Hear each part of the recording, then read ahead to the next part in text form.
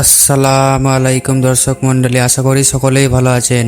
সকল প্রশংসা আল্লাহ রব্বুল আলামিনের জন্য। দ্বীনি শিক্ষা অর্জনের ফল। এক শহরে ছিল এক ধনী লোকের পরিবার। সে সংসারে ছিল বাবা, মা আর দুই ছেলে।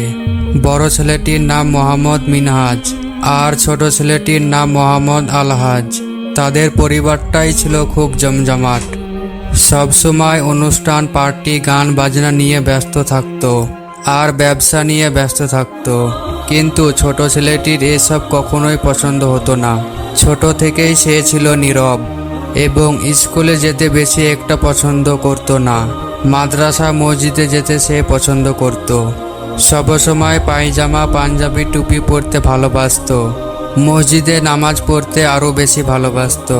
তাই তার মা বাবা তার এই মাদ্রাসার প্রতি প্রবল আগ্রহ দেখে তাকে নিয়ে মাদ্রাসায় ভর্তি করলো। ধীরে ধীরে ছেলেটি মাদ্রাসায় পড়াশোনা করতে শুরু করলো। কিন্তু তার মা ছোট ছেলেটির প্রতি বেশি একটা খেয়াল নিত না। তার বড় ছেলের প্রতি ছিল খুব খেয়াল। বড় ছেলের স্কুল, কোচিং, প্রাইভেট টিফিন নিয়ে খুব ব্যস্ত থাকতেন। ছোট ছেলের আসা যাওয়া, খানা পিনা নিয়ে বাড়ি দারোয়ান মাদ্রাসায় যাতায়াত করত। ছোট ছেলেটি এক সময় বুঝতে পারল, আমার পরিবারের প্রত্যেকে দুনিয়া নিয়ে খুবই ব্যস্ত হয়ে গেছেন। এক সময় যে মরতে হবে, আল্লাহ পাকের কাছে যেতে হবে, হিসাব দিতে হবে, তা নিয়ে সে খুব ভাবত আর কান্না করত।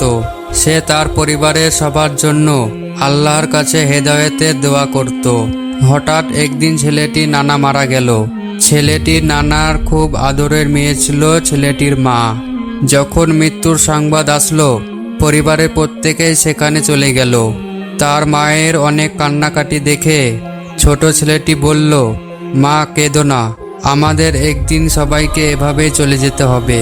নানার সব বাড়ি গাড়ি, অর্থ সম্পদ সবই তো রেখে গেছেন, কিছুই তো নিয়ে যাননি। সাথে গেছে তার শুধুই আমল। নানার জন্য যদি এতই তোমার খারাপ লাগে, তাহলে 5 ওয়াক্ত নামাজ পড়ে নানার জন্য দোয়া করো, সেটাই নানা পাবেন। মা চোখ ভরা জল নিয়ে ছেলের দিকে এমনভাবে তাকিয়ে দেখলেন যেন এভাবে ছেলের দিকে আর কখনো দেখেননি। শুধু তাই না, বাবার সাথে এত বড় বড় নেতা, এমপি, জজ, ম্যাজিস্ট্রেট, ডাক্তার আরও অনেক শিক্ষিত লোকেরাও কোনো কাজে আসে নাই।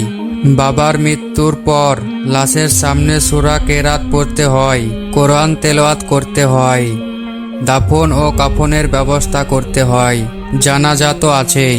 মুহূর্তে ছেলেটির মায়ের হৃদয়ের পর্দা সরে গেল।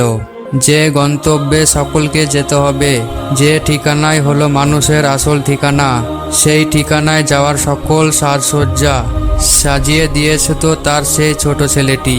কিন্তু বড় ছেলেটির তো এ সম্পর্কে বিন্দুর মাত্রও ইলম নেই। শুধু বড় ছেলেকে দোষ দিয়েই বা কি হবে? মনে মনে ছেলেটির মা ভাবল, শুনেছি মৃত্যুর সময় সবচেয়ে বড় নিদান। তিনি প্রতিদিন নানার কবরে ছোট ছেলেকে যেতে দেখেন, কবর জিয়ারত করতে দেখেন। মা বলতেন, বাবা কোথায় গিয়েছিলে?